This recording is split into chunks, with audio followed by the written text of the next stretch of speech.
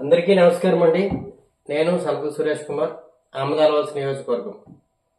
ఈరోజు ఈ వీడియో ద్వారా మీ ముందుకు వచ్చింది ఆమదాలవలస నియోజకవర్గంలో 32,000 కోట్లతో 3,200 మెగావాట్ల విద్యుత్ క్రిటికల్ పవర్ థర్మల్ ప్లాంట్ ఏర్పాటు కోసం చర్యలు జరుగుతున్నాయి.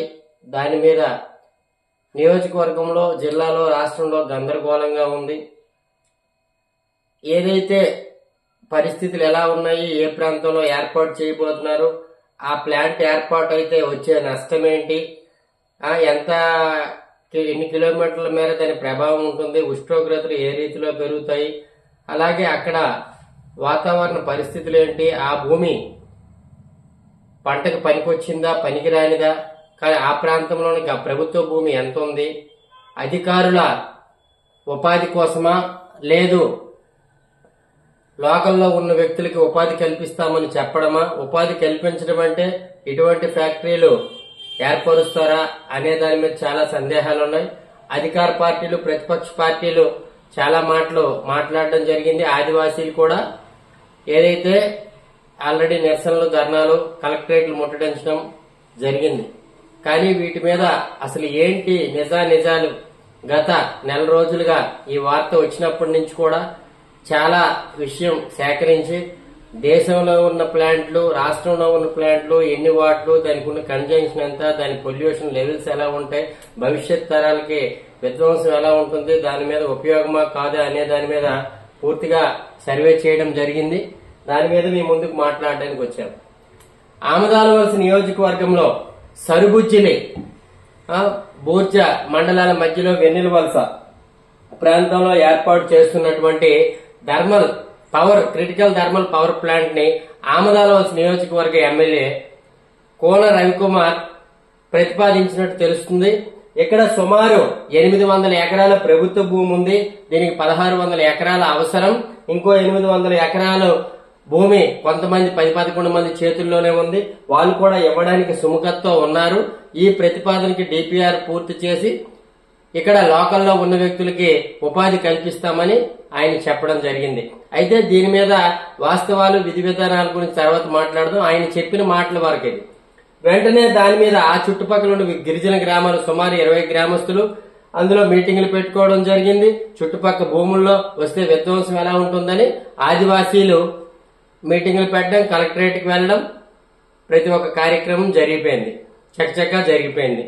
ఇప్పుడు ఏంటంటే చాలా మీడియా ఛానల్లో, సొంత ఛానల్లో లేదా కొంత అవసరం మేర ఏదైనా వ్యతిరేకంగా మాట్లాడే ఛానళ్ల మీద విరుచుకుపడుతూ, అలాగే డబ్బా కొట్టే పత్రికా ఛానల్ మీద, న్యూస్ ఛానల్ మీద బాగా ప్రశంసలు కురిపిస్తూ ఆమదాలవలస నియోజకవర్గం థర్మల్ పవర్ కి అనుకూలమైంది. ఇక్కడ 800 ఎకరాల ప్రభుత్వ భూమి ఉంది, మరో 800 ఎకరాలు పలానా వాళ్ళ దగ్గర ఉంది. ఎలా అయినా పెట్టి తీరుతాం, ఉపాధిని ప్రజలకు ఇవ్వడమే ధ్యేయం, సంక్షేమమే ధ్యేయం, నా నీతి, నా నిజాయితీ ఈ నియోజకవర్గ ప్రజలకి, ఈ జిల్లా ప్రజలకి అందిస్తామంటున్నటువంటి ఎమ్మెల్యే ఒకవైపు, అయ్యో మా భూములు పోతున్నాయి, మేము ఈ కొండల్లోనే బతకాలి, మా తాతలు తండ్రులు ఇక్కడే పుట్టారు, ఈ అడవి మా సొంతం, ఇక్కడ ఉండే మేము పండించుకొని మేము కిందకెళ్లి ఏమీ చేయలేము అంటున్నటువంటి గిరిజనులు ఒకవైపు, అయ్యో 11 మంది 10 మంది చేతిలో ఉందంటున్నారు, కొన్ని 100 మంది అక్కడ రియల్ ఎస్టేట్ వెంచర్లు ఏర్పాటు చేస్తే మేము కొనుక్కున్నాం, ఆ 10 మంది 11 మంది ఎవరు, వాళ్ళ చేతుల్లో ఏమీ లేదు, ఏనాడో డెవలప్మెంట్ చేసి శ్రీగంధమైనో, ఆగంధమైనో, ఎర్రచందనమైనో ఏదో ఒక విధంగా కొన్ని 100 మంది చేతుల్లోనికి పేదారోదా కడుపు కట్టుకొని కొనేవారు ఒకవైపు.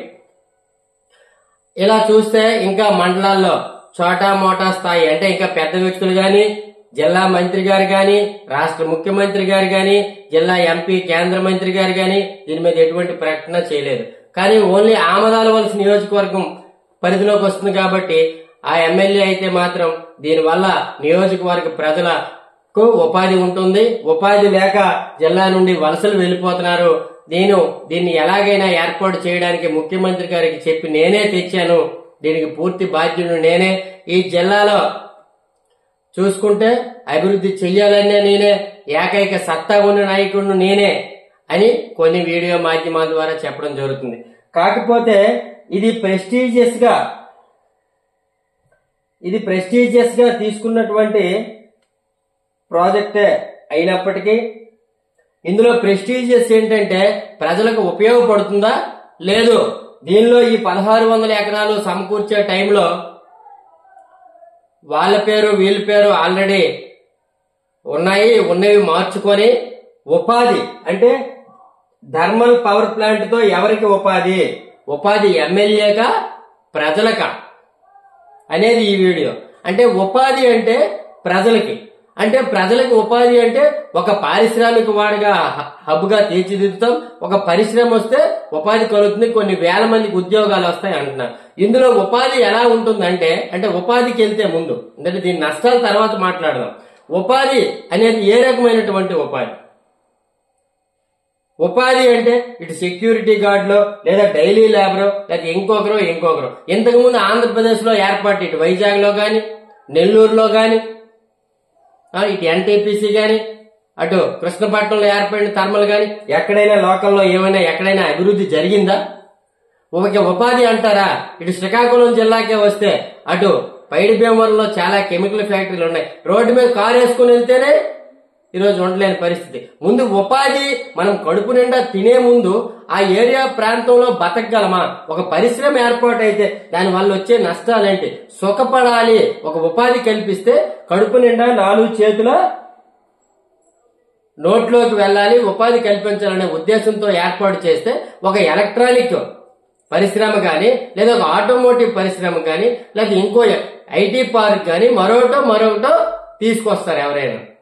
ఒక థర్మల్ పవర్ స్టేషన్ అంటే బొగ్గుతో నడిచేటటువంటి ఒక థర్మల్ పవర్ ప్లాంట్ తీసుకొచ్చి మీకు ఉపాధి కల్పిస్తామంటే ప్రజలు ఎలా నమ్ముతారు? నమ్మని పరిస్థితి.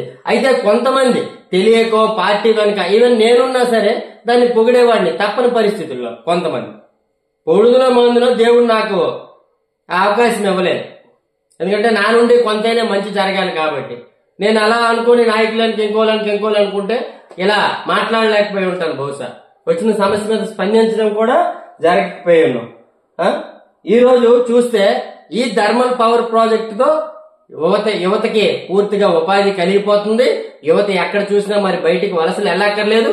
మరొకటి అని చెప్పేసి ఒకవైపు డప్పు కొట్టుకుంటున్నారు, మరొక వైపు అయ్యో మా కష్టాలు ఇవి, మా భూములు పోతే మేం బ్రతకలేము, కాలుష్యం అయిపోద్ది, ఇంకోటి అయిపోద్దని అటు ఆదివాసీలు ఇటు నాలాంటి వాళ్ళు ఇటు వైసీపీ చెందిన చింతాడు రవికుమార్ రావచ్చు సమన్వయకర్త, ఆయన వెళ్లి గ్రామాల్లో పర్యటించి పరిస్థితుల గురించి కూడా మాట్లాడడం జరిగింది.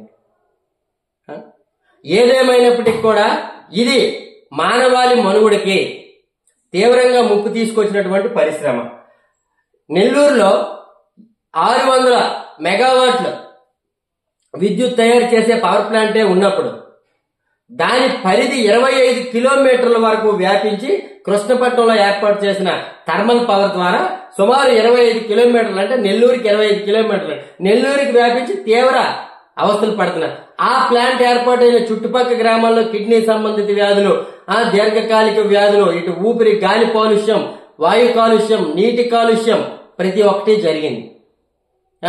అందులో చూస్తుంటే వీడియోస్ పెట్టినప్పుడు కింద కామెంట్స్ కింద గట్రా వస్తున్నాయి ప్రజల మాట, అయ్యో మాకు ఇలా జరిగిపోయిందండి నెల్లూరులో, మీరు ముందే చూసుకోండి అని.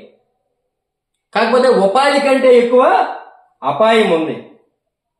ఈ పవర్ ప్లాంట్ ఏర్పాటులో ఏదైతే దీని వెనుకున్న ఆలోచన, దీని వెనుకున్న కుట్ర ఏంటంటే పవర్ ప్లాంట్ ఏర్పాటుకి గతంలో కూడా ఈ సరుకుచ్చులు వెన్నెల వలస దగ్గర సుమారు ఒక 102 ఎకరాలకి పూల తోట కోసం అని చెప్పి అప్లికేషన్స్ వేసి ఇటు బెంగళూరు ఫ్లవర్స్ ఇంకోటో కొండల నుంచి వచ్చే వాటర్ మంచిది, ఇక్కడ ఎర్రమట్టి నేలలు అని చెప్పి అది చేయడం జరిగింది. కొంతమంది అడ్డుకోవడం, కోర్టుకి వెళ్ళడం, వాటిని ఆపడం జరిగింది.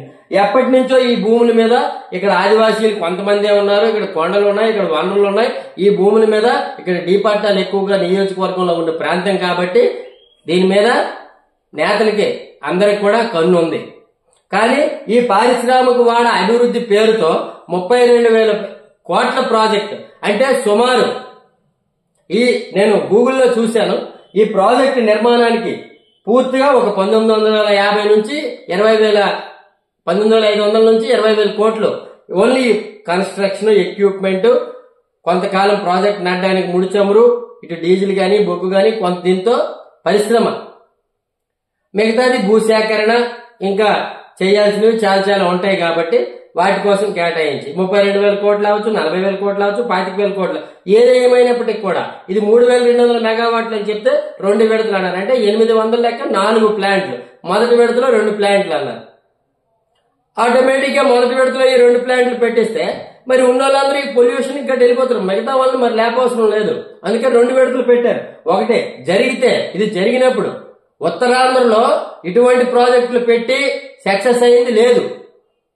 అటు కాకరాపల్లిలో ఆ రోజు సోషల్ మీడియా ఎంత ముందుకు రాలేదు, ఆ రోజు ఇంత అవేర్నెస్ లేనప్పుడు కూడా దాన్ని అటకెక్కించినటువంటి ప్రాంతం ఇది. శ్రీకాకుళం అంటేనే పోరాటాలు పురిటి గడ్డ, అది కూడా ఆదివాసీలు ఉండే ప్రాంతం ఇది. ఆదివాసీలు అంటే నమ్మితే ప్రాణం, హాని చేస్తే పీక ప్రాంతం అది. కానీ దీనివల్ల ఇబ్బంది ఆ ఒక్కరికే కాదండి. ఈ ప్రాంతంలో థర్మల్ పవర్ ఏర్పాటు చేయడం వల్ల తీవ్ర నష్టాలు అటువైపు ఉన్న సుమారు 20 గ్రామాలు, అలాగే ఇటు అన్నంపేట గాని, తోటవాడ గాని, కొల్లువలస గాని, ఇటు మాది బూచిమండలో గుత్తావెల్లి, మా గ్రామం 17 కిలోమీటర్లు వెన్నెల వలస, అటు పాలకొండ ఇటు మదనాపురం నుంచి వెళ్తే 18 కిలోమీటర్లు, అలా షార్ట్ కట్లు వెళ్తే 7-8 కిలోమీటర్లు, ఇటు వరంపేట అంటే సరుకుజులు దాటిన వెంటనే అటు ఎల్లనపేట మండలం, అది హిరమండలం 20 కిలోమీటర్లు, 18 కిలోమీటర్లు హిరమండలం. శ్రీకాకుళం 30 కిలోమీటర్లు, ఆమదాల వలస 17 కిలోమీటర్లు. అంటే ఈ ప్రాంతంలో ఈ పరిశ్రమ ఏర్పాటైతే ఇది ఒక ఆదివాసీల సమస్య కాదు. ఈ పరిశ్రమ ఏర్పాటైతే పూర్తిగా శ్రీకాకుళం జిల్లాకే ముప్పు. దీనికి తీర ప్రాంతానికి ఎంత దూరం ఉంది, రవాణా చేసుకోవడానికి బాగుంటది. లేదంటే ఎయిర్పోర్ట్ లో బొగ్గు తీసుకొస్తాం, ఎయిర్పోర్ట్ పలాసలో కట్టేస్తారు, భోగాపురంలో ఎయిర్పోర్ట్ అయిపోద్ది, విమానాల్లో బొగ్గు తరలించరు. రైల్ ట్రాక్ దీనికి ఏర్పాటు చేయాలి, దానికి భూసేకరణ చేయాలి. రైల్ ట్రాక్ ఏర్పాటు అయిన తర్వాత దాని మీద వస్తుంది. ఇటు ఎవరు ఈ రకంగా ఇక్కడ ఆల్రెడీ ఉపాధి ఉన్న ప్రాంతమే. వైఎస్ రాజశేఖర రెడ్డి ఆ రోజు నాగావళి వంశధార రిజర్వాయర్ ఏర్పాటు చేసేది. అక్కడ 19 టీఎంసీలు పూర్తి సామర్థ్యం గల రిజర్వాయర్ ఏర్పాటు చేసింది. 1,00,000 ఎకరాలకి నీళ్ళు ఇవ్వాలి. సుమారు ఒక ఎకరాకు అంటే ఒక 10,000 ఎకరాలకి 1 టీఎంసీ వాటర్ అండి పెర్ యానం.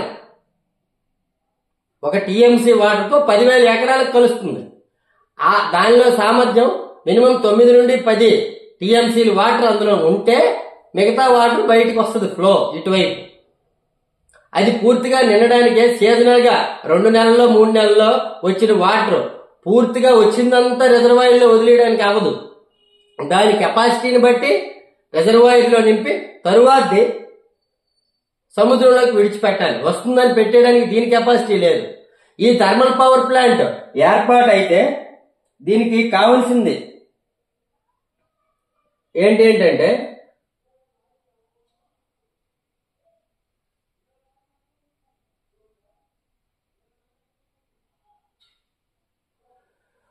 3,200 మెగావాట్ల థర్మల్ పవర్ ప్లాంట్ నడవడానికి బొగ్గు 1,98,00,000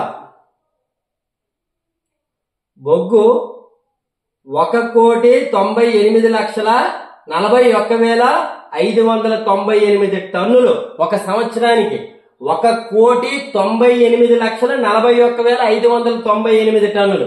అంటే ఇంత మార్క్ ఎలా చెప్తున్నామంటే గతంలో ఏర్పాటైన ప్లాంట్లో ఈ థర్మల్ పవర్ ప్లాంట్లో పెర్ డే ఎంత కాలుతుంది, పెర్ మంత్ ఎంత కాలుతుంది, ఈ ప్లాంట్ నడపడానికి పర్ ఇయర్ కి ఎంత అవుతుంది మెగావాట్ ని బట్టి దాని నుండి పూర్తిగా సేకరించినటువంటి సమాచారం. ఇది గూగుల్లో ప్రతి ఒక్కరూ సెర్చ్ చేయొచ్చు. అందరూ చదువుకున్నారు, చదువుకోని వారు ఉంటే వాళ్ళ పిల్లలకి చెప్పినా వాళ్ళు తీసి చూస్తారు. అంతా గూగుల్లోంచి ఏర్పాటు చేసి ప్లాంట్ లో తీసిందే.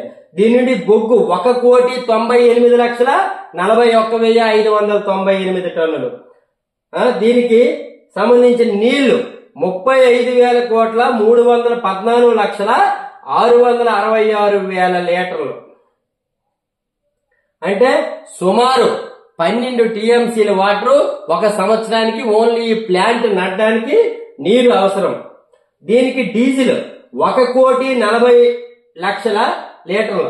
1,40,00,000 లీటర్లు ఒక సంవత్సరానికి బొగ్గును మండించడానికి డీజిల్ కావాలి. High speed diesel. డీజిల్ అంటే హై స్పీడ్ డీజిల్ 1,40,00,000 లీటర్ల డీజిల్ కావాలి. అయితే ఒక టీఎంసీ వాటర్ 10,000 ఎకరాలకు వస్తే దీనికి వాడే 12 టీఎంసీల వాటర్ 1,20,000 ఎకరాల పంటని ఇవ్వచ్చు. దీని ఏర్పాటు నాగావళి వంశధార రిజర్వాయర్ ఏర్పాటు. ఎందుకు వంశధార రిజర్వాయర్?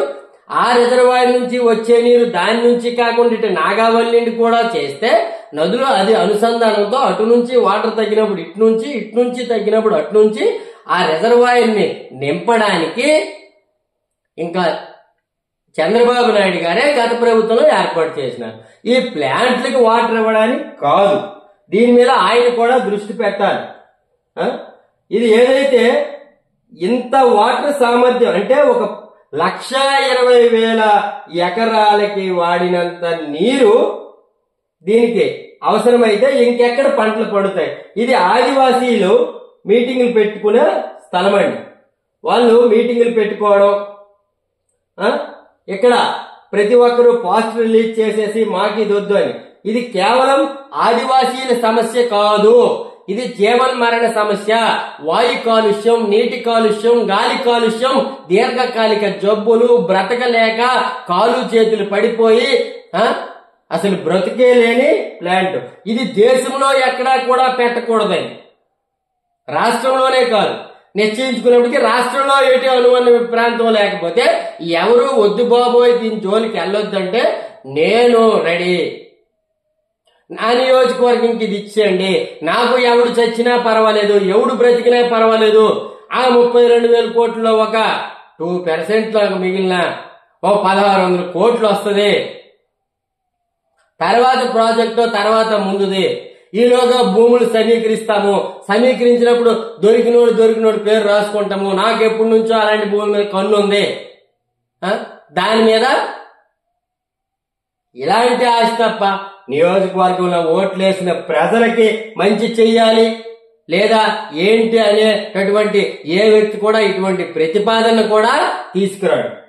ఇది పూర్తిగా రాజకీయం కాదు. దీని మీద ఏ ఒక్క వ్యక్తి ఇది అదర్ దాన్ రాజకీయం అండి.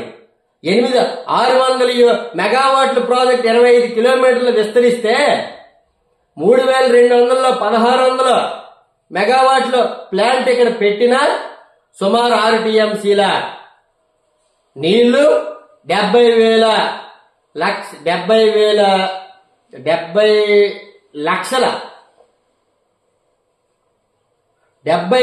లీటర్ల 1,40,000 లీటర్ల డీజిల్ 1,40,00,000 70 లక్షల లీటర్ల డీజిల్ కొన్ని వేల మెట్రిక్ టన్నుల బొగ్గు వీటన్నింటినీ మండితే వచ్చినటువంటి కాలుష్యం గాలిలో కలిస్తే ఏమవుతుంది?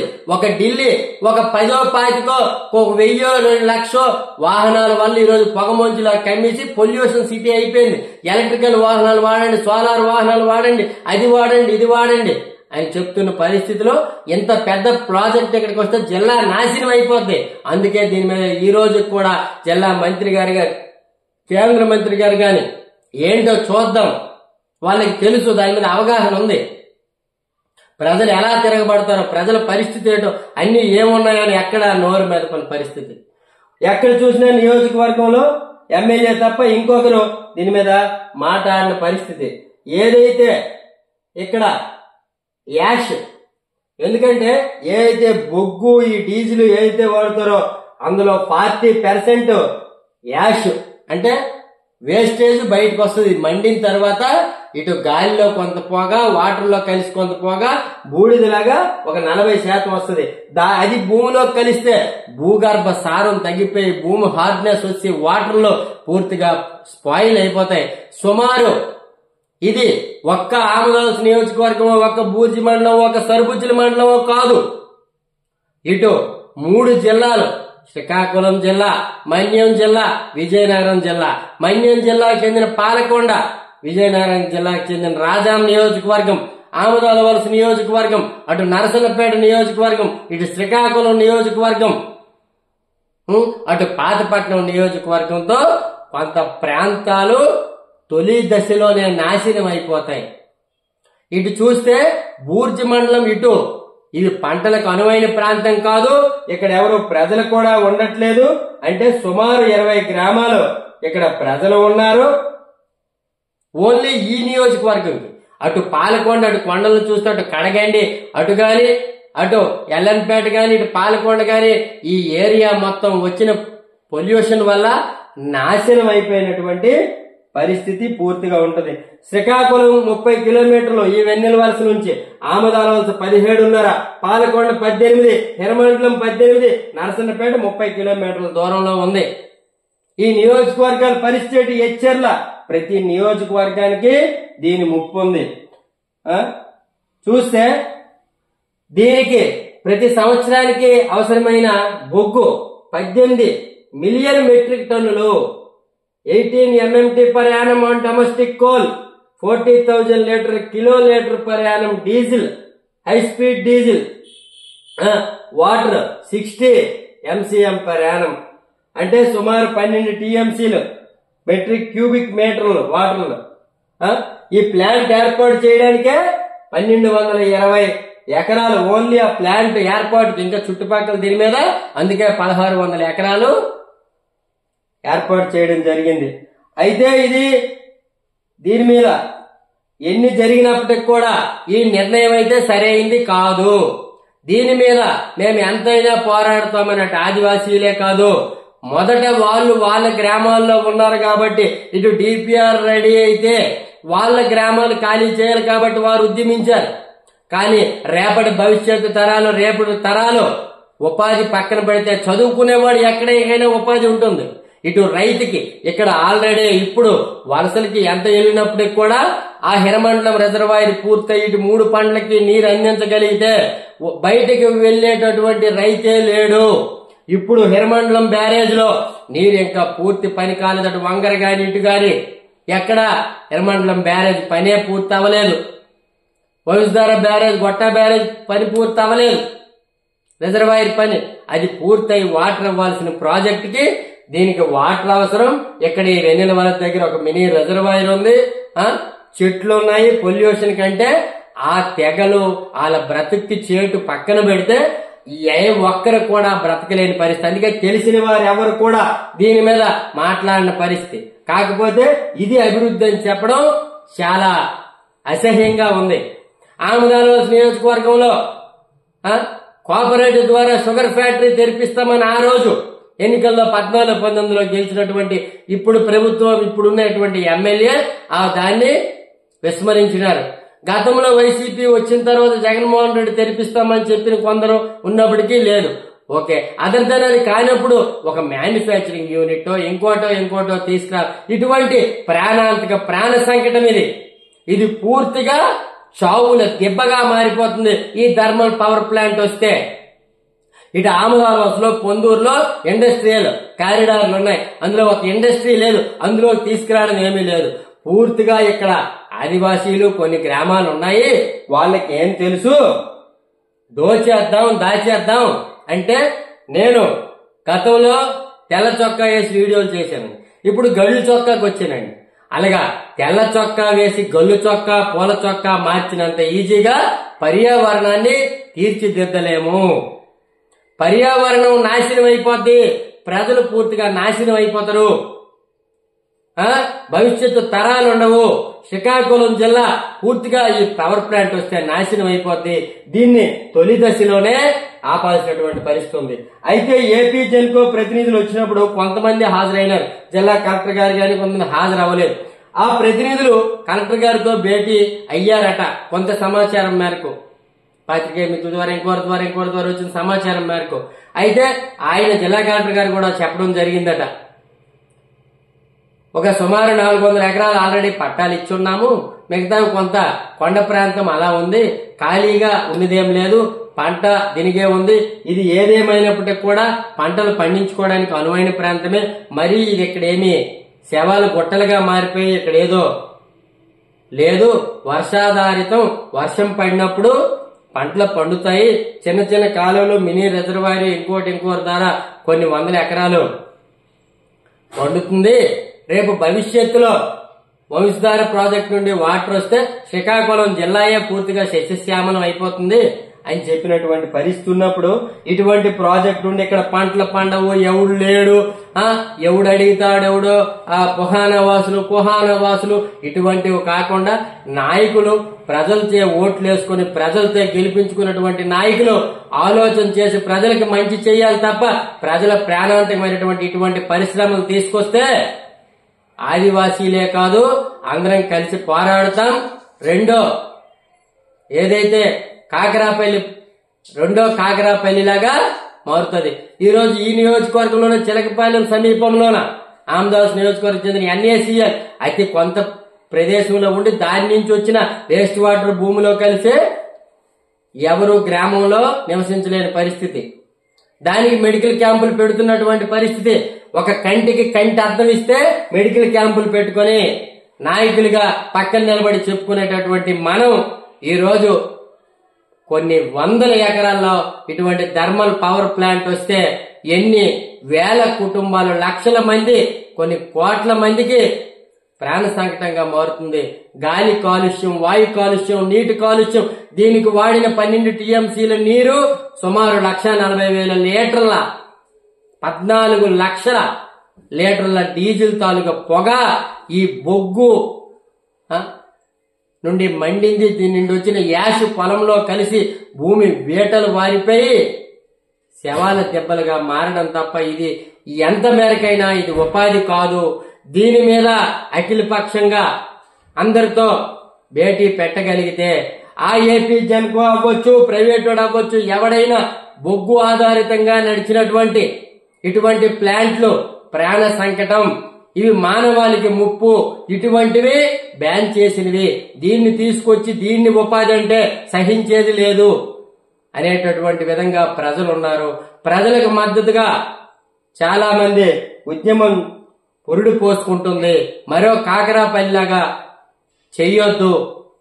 ప్రశాంతంగా జీవిస్తున్నటువంటి ప్రాంతంలో కలహాలు తీసుకొచ్చి, ఘర్షణలు తీసుకొచ్చి ప్రాణాలకు హాని కలిగించేటటువంటి ఇలాంటి ప్రతిపాదనలను ఆంధ్రప్రదేశ్ ప్రభుత్వం వెనక్కి తీసుకునే దిశగా జిల్లా మంత్రి గారు, జిల్లా కలెక్టర్ గారు దీని మీద స్పెషల్ గా దర్యాప్తు చేసి చర్యలు తీసుకొని ఇటువంటి ప్రాణ సంకటమైన ప్రాజెక్టులను వెనుదిరిగేలా ఆదిలోనే చేస్తే ఎటువంటి హాని, ప్రభుత్వానికి ధన నష్టం అటువంటి ఉండవు. ఎందుకంటే కొంత ప్రక్రియ ఇటువంటి పూర్తయినప్పటికీ ఇవి ప్రారంభం అయ్యే దశకి వెళ్లే ప్రసక్తే ఉండదు, గతంలో కూడా లేదు. ఇటు ఉత్తరాంధ్రలో ఇటువంటి ప్రాజెక్టులు ఏవి కూడా సక్సెస్ అయినట్టు లేవు. ఇది పూర్తిగా ఇటువంటి ప్రాజెక్టుకు అనువైన ప్రదేశాలు కాదు, రైతు ఆధారిత ప్రదేశాలు, పంటలు పండే భూములు, సారవంతమైన భూములు. దీనికి నీరు ఇవ్వాలే తప్ప పంటలకు ఇవ్వాల్సినటువంటి నీరును పరిశ్రమలకు తరలించి కోటాను కోట్లు ఉపాధి రైతులకు కాదు, ప్రాంత ప్రజలకు కాదు, నాయకులకు అనేలా ఉన్న ఇటువంటి చర్యలు ఈ నిర్ణయం వెనక్కి తగ్గాలి. ఈ నిర్ణయాన్ని వెనక్కి తీసుకోవాలని డిమాండ్ చేస్తూ అందరికీ నమస్కారం.